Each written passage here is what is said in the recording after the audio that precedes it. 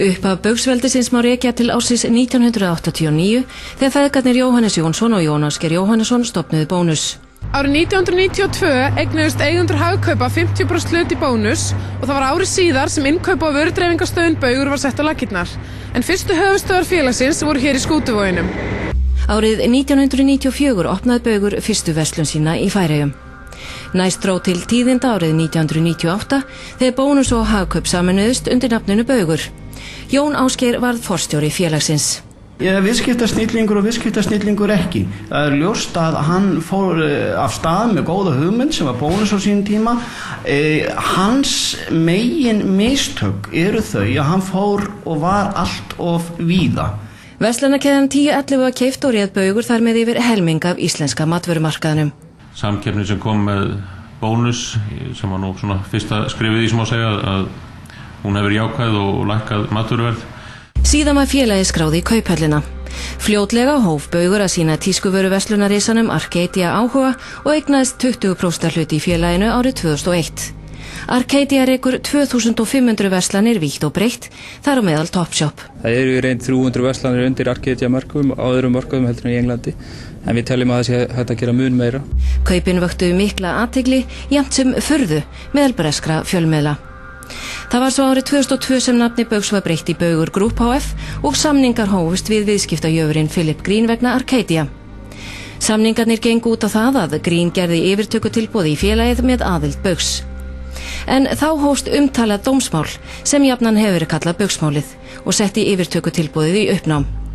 Jón Ásgeir sagði síðar að Baugur hafi tapað milljörðum vegna þessa. Baugsmálið hófst opinberlega þegar Jón Gerald Söllenberger, fyrrverandi viðskiptafélagi Baugs, lagði fram kæra á hendur Jóni Ásgeiri Jóhannessyni. Jón Ásgeir og Tryggvi Jónsson, þáverandi forstjóri, voru sakaðir að draga fé út úr fyrirtækinu. Upphaflega voru ákærurnar í Baugsmálinu 40 talsins sem meðal annars var ákært fyrir fjárdrátt og umboðssvik, auk meintra brota gegn hegningarlögum og lögum bókhald og ársreikninga. Vegna ágalla á 18 af 40 ákæruliðum vísaði Héraðsdómur Reykjavíkur málinu í heild sinni frá dómi.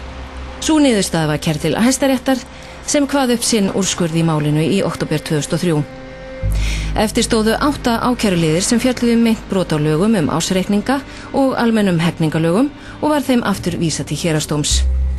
Eftir löng málaferli lauk Baugsmálinu með lokadómi Hæstaréttar þann 5. júní 2008, tæpum 6 árum eftir fyrstu húsleitina. Tryggvi Jónsson, fyrrverandi forstjóri, var dæmdur í 12 mánaða skilorðsbundið fangelsi fyrir fjárdrátt og Jón Ásgeir og Jón Gerald voru dæmdir í 3 mánaða skilorðsbundið fangelsi.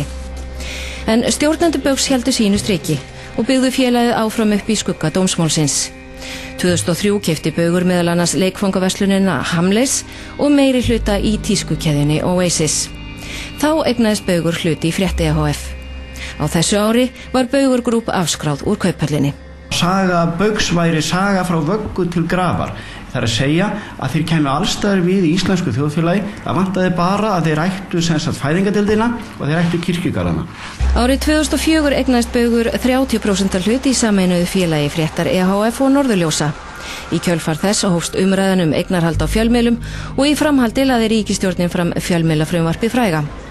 En Baugur kom víðar við þetta ár. Í samstarfi við aðra fjárfesta eignaðist félagið rótgróna stórverslun í Danmörku, Magasin du Nord.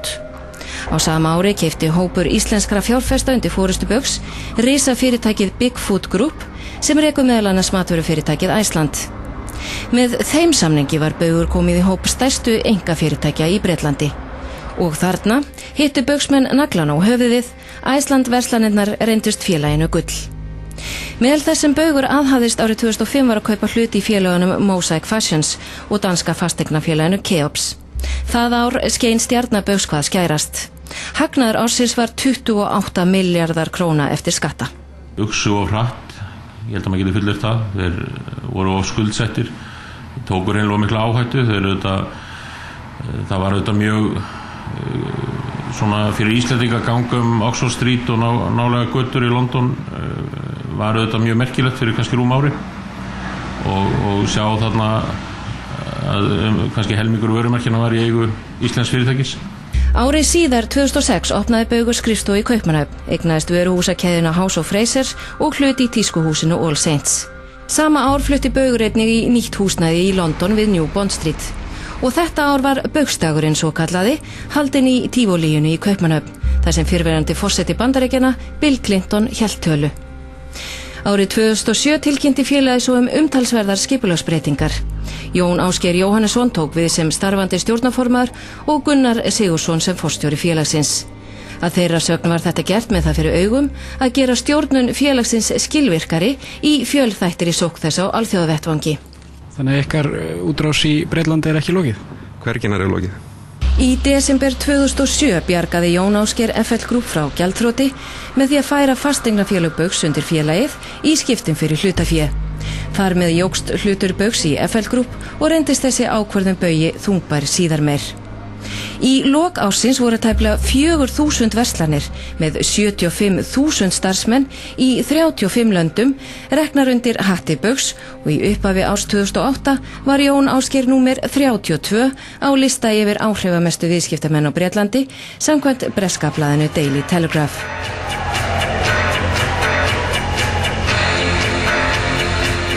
Ladies and gentlemen, this is your captain speaking. Welcome.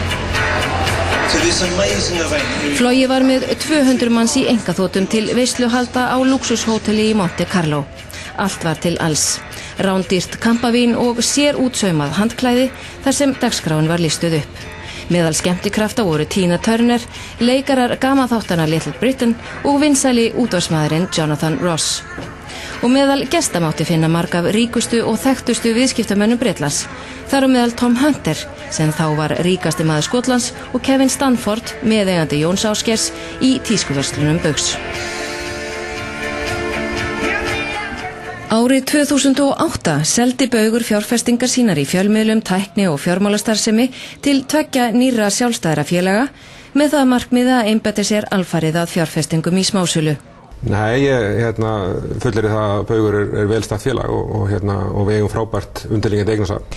Þess má geta þetta ár hlaut Baugur Group útflutningsverðlaun forseta Íslands fyrir forystu hlutverk sitt í íslensku útrásinni og þann einstaka árangur sem fyrirtækið hafði náð í verslunarrekstri á heimsvísu.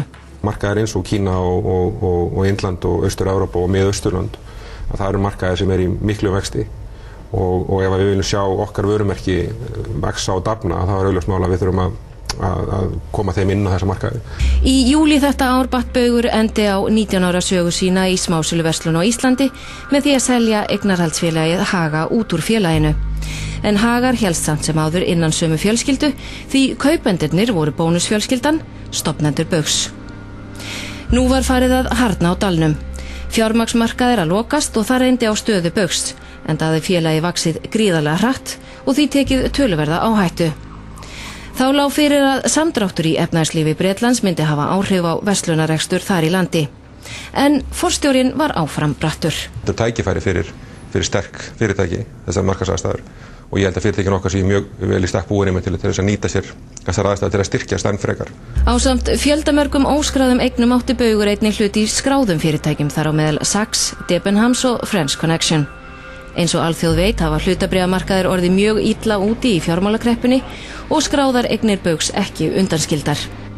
Bankahrunið í október 2008 og milliríkjadeilan við Breta gerðu illt verra. Jón Ásgeir stjórnarformaður Baugs sagði að vissulega hefðu atburðirnir á Íslandi áhrif og sköðuðu mörg fyrirtækja Baugs í Bretlandi. Félagið væri þó ekki gjaldþrota. Ég get sagt það, ég meina að Baugur er ekkert á hausnum, það er algjörlega ljóst. Þrátt fyrir yfirlýsingar forsvarsmanna félagsins var ljóst að Baugur stóð höllum fæti. Stutt eftir bankahrunið kom kaupsýslumaðurinn Philip Green til landsins í þeim tilgangi að ræða við íslensk stjórnvöld yfirtöku á hluta af skuldum Baugs. En ekkert varð af því. Menn náttúrulega fóruðu þetta mjög geyst og menn tóku lán. Það var, maður vil bara segja það, að útrásin var tekin á láni og þegar kom lánsfjárkreppa í heiminum þá allt í einu varð vasklaust á svæðunum. Þegar fjárhagslegir erfiðleika Baugs höfðu aukist smám saman kynnti félagið verkefnið Project Sunrise til sögunar. Project Sunrise var hugmynd Baugs það hvernig væri hægt að endurskipuleggja fyrirtæki fjárhagslega þannig að kröfuhafar fengju meira í sinn hlut. En endurskoðunarfyrirtækið PricewaterhouseCoopers sem fór yfir tillögurnar mat þær óraunhæfar og ekki til hagsbóta fyrir kröfuhafa. Í framhaldi af því lagði skilanefnd Landsbankans fram beiðni greiðslustöðvun BG Holding, dótturfélags Baugs í Bretlandi. Stuttu síðar var sótt greiðslustöðvun fyrir móðurfélagið Baug. Eftir þetta var atburðarásin hröð og endalokin urðu þegar Héraðsdómur Reykjavíkur synjaði beiðni félagsins áframhaldandi greiðslustöðvun í síðustu viku. Þar með lauk 20 ára sögu Baugs og við tekur langt gjaldþrotaferli. Fyrir 20 árum það leyti sem að svona Baugur var að vera til kannski. Þá fjall annað íslenskt stórveldi sambandið af sömu ástæðum að segja. Menn hugsuðu stærð og umsvif en ekki hagnað.